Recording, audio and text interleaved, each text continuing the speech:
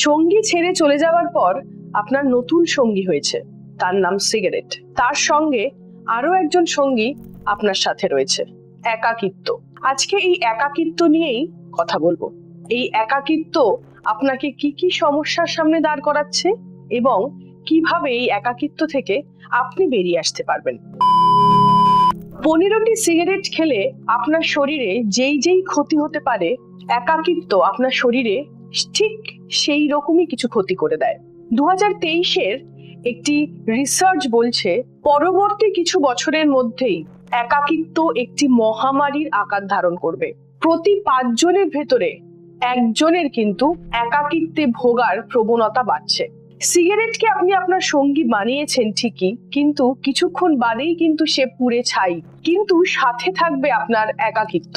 এই একাকিত্ব আপনার হার্ট ডিজিজের প্রবণতা বাড়িয়ে দিচ্ছে, আপনার মানসিক রোগ হওয়ার প্রবণতা বাড়িয়ে দিচ্ছে, ডিমেনশিয়া, স্কিজোফ্রেনিয়া হওয়ার প্রবণতাও কিন্তু বাড়িয়ে দিচ্ছে।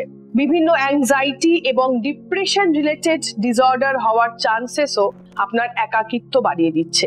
খুব ছোট করে বলা যেতে পারে একাকিত্ব বিভিন্ন মানসিক রোগের একটি প্রারম্ভিক লক্ষণ।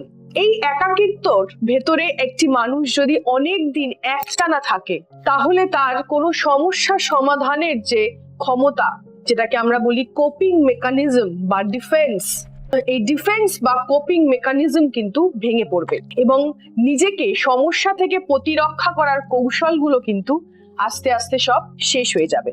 এবার আমরা আলোচনা করব আপনি একাকিত্ব থেকে কিভাবে বেরিয়ে আসতে পারবেন। প্রথমত, সোশ্যাল মিডিয়া ছাড়াও বন্ধুদের সাথে, পরিবার, আত্মীয় স্বজনের সাথে সামনাসামনি দেখা করা বা মৌখিক কথাবার্তার মধ্যে থাকুন, যেখানে থাকবে পারস্পরিক স্পর্শ, হাতের স্পর্শ এবং ঠিক পাশে বসা মানুষটির ঘ্রাণ যেন আপনার নাকে যায়। তাহলে দেখবেন আপনি অনেকটা ভালো আছেন, একাকিত্ব আপনাকে ছুতে পারছে না। আপনার পরিবারের মানুষগুলোর সাথে সম্পর্কগুলোকে সুন্দর করে গড়ে তুলুন। দেখবেন আমাদের রোজকারের দৌড়ঝাঁপের জীবনে আমাদের কাছের মানুষগুলোর সাথে যে সম্পর্কগুলো, সেগুলোই কোথায় গিয়ে হিসেব মেলাতে পারি না আমরা। কোথাও গিয়ে আমাদের তাদের সাথে একটি দূরত্ব থেকে যায়। সেই দূরত্বগুলোকে ঘোচান, দেখবেন একাকিত্ব আপনাকে স্পর্শ করতে পারবে না। তৃতীয়ত, পরিবেশের কাছাকাছি থাকুন, গাছ লাগান, ফুল ফোটান, ঘাসের ওপর খালি পায়ে হাঁটুন, সকাল, বিকেল, সন্ধে, যখন খুশি। বাড়ির পাশে মাঠ হয়তো নেই, কিন্তু বাড়ির উঠোন, ব্যালকনি, ছাদ আছে, সেখানে হাঁটুন। আকাশকে খুব সামনে থেকে দেখুন, পাখি উড়ে যাওয়াকে লক্ষ্য করুন। দেখবেন এই পরিবেশ কিন্তু আপনার মনকে ভালো রাখবে। আপনি মনে করবেন আপনি আর একা নন। চতুর্থত, সারাদিনের অনেক কাজের ভার কিন্তু আপনাকে একাকিত্বের দিকে নিয়ে যেতে পারে। নিজের জন্য কিছু সময় বের করুন। আমি বলবো সারাদিনে 3টি নিজের ইচ্ছের কাজ করুন, যেটা আপনার ইচ্ছে।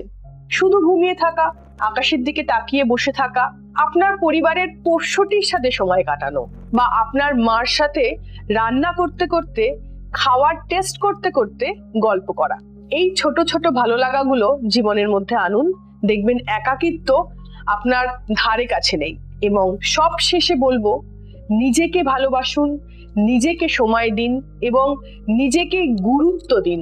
আমরা যখন রোজ কোনো কিছুর পেছনে ছুটছি সবাই মিলে, তখন কিন্তু নিজেকে গুরুত্ব দিতে আমরা সবাই ভুলে যাই। নিজেকে গুরুত্ব দিন।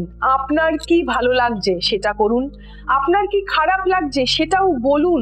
তাহলে দেখবেন মনের ভেতরে যে মেঘগুলো করেছে সেগুলো কেটে রোদ উঠবে এবং আপনি আর একা থাকবেন না, ভালো থাকবেন। এভাবে কাটিয়ে উঠুন একাকিত্ব এবং ভালো থাকুন। ধন্যবাদ।